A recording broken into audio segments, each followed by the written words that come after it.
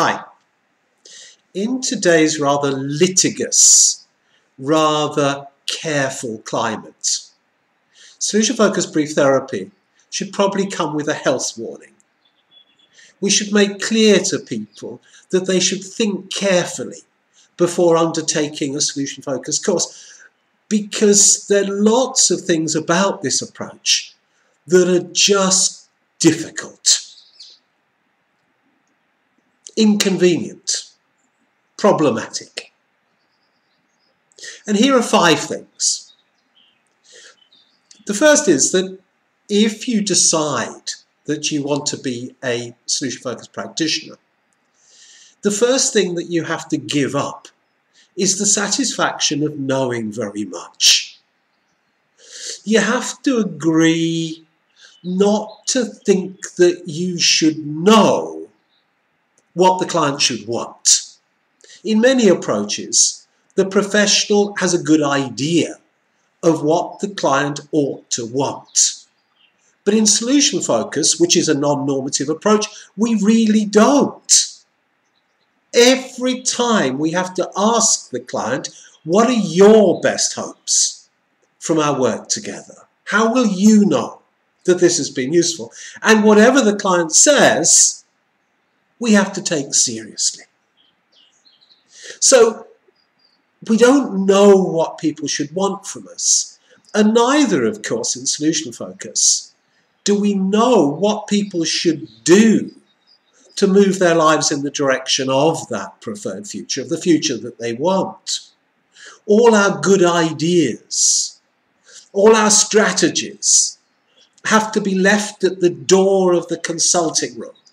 You're left behind as we go in with the client in a virtual box marked, leave all my good ideas here. Because if, when I go in with the client into the consulting room, my thinking is dominated by my good ideas, then it's going to be so much harder for me to hear the client's own best ideas about their way of moving their life forward. And of course, in solution focus, that's what we're interested in. Not my ideas about how the client should build a better future, but the client's own best ideas about how they should do that.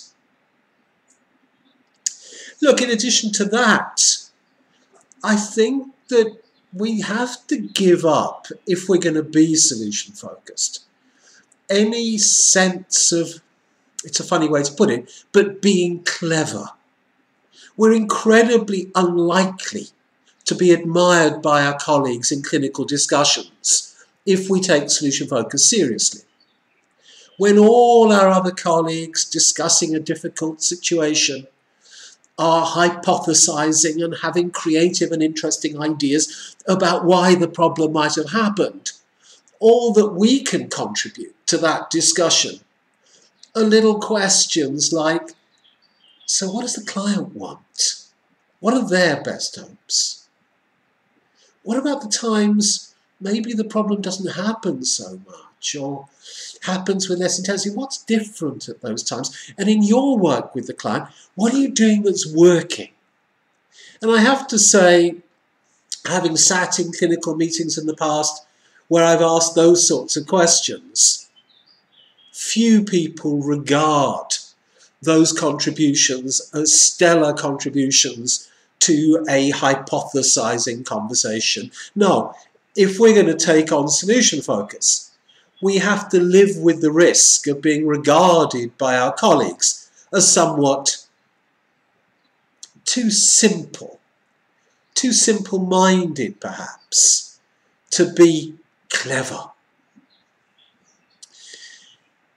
A third thing that we have to give up if we take on solution focus seriously is our own therapeutic convenience. In solution focus, our view is that we offer clients as many sessions as it takes, but no more than necessary. So we treat each session as if it could be the last. And the modal number of sessions, of course, is 1, That's the single number of attendances that's most typical in any therapy.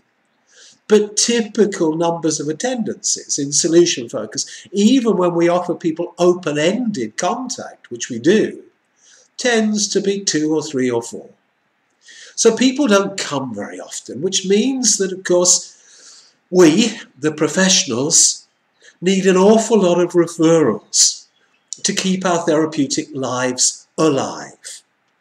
But in addition to that, there's an inconvenience to it. In many models, the client attends nice and regularly once a week at the same time. And that works really well for professional diaries. But in solution focus, we're always asking the client, do you want to come back? And if they say yes, we're saying to them, well, do you think that 2 weeks or 3 weeks or more than that or less than that would be right for you? So what we tend to see is longer gaps between sessions, and as the client changes, those gaps get longer still. And so the convenience of having clients attending regularly at the same time each week tends to disappear. And our diaries become chaotic as we try to fit in people's own preferences in terms of when they return.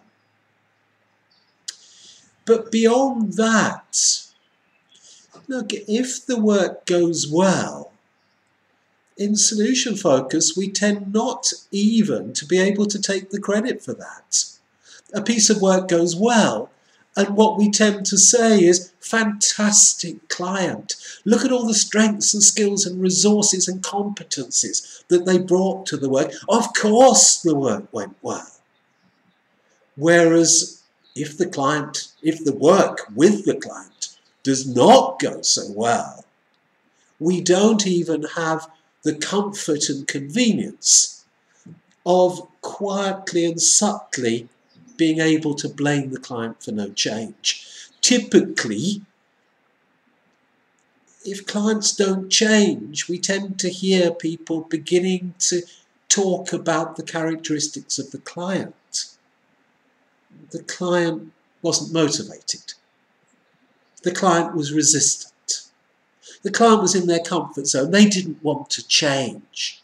The client was in denial. And so when the client doesn't change, the tendency is to put the, if you want to say that, you could say responsibility or you could say blame, fairly and squarely on the client's shoulders. Whereas, of course, in solution focus, we don't have that luxury, if you want to call it that. In solution focus, we assume that whatever the client is doing is the very best that they can do right now. So it's my job as a solution-focused practitioner to work with whatever the client is doing. And if the client does not change, all that I can do at the end of the piece of work is to turn the gaze back on myself and to think to myself, what could I have done differently? And if another client were to return and to present themselves in the same way, what would I do differently? So in solution focus, I have to take the responsibility for the client not changing. So solution focus comes for us professionals with a whole heap of disadvantages. And any practitioner should think carefully before adopting this particular approach to working with clients.